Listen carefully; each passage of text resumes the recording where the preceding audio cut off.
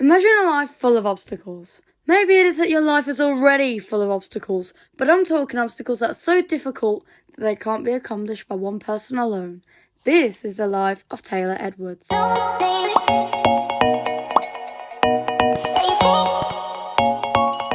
Before we continue with this, I would like to put a trigger warning out there. If you are triggered by alcoholism, violence, the mention of illness and possible blood, then this is not the backstory you want to be listening to. Taylor's backstory.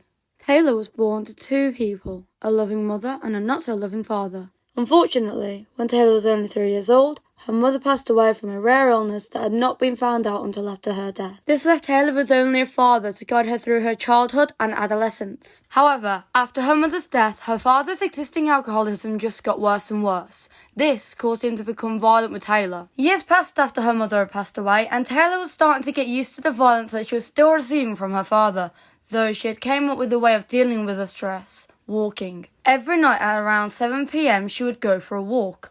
On this walk, she would pass an alleyway, a very eerie alleyway. One night, something unexpected had happened. She had approached this alleyway and then seemingly blacked out, remembering nothing more until a few hours later. As she awoke, a crimson-eyed creature was staring at her from her left side.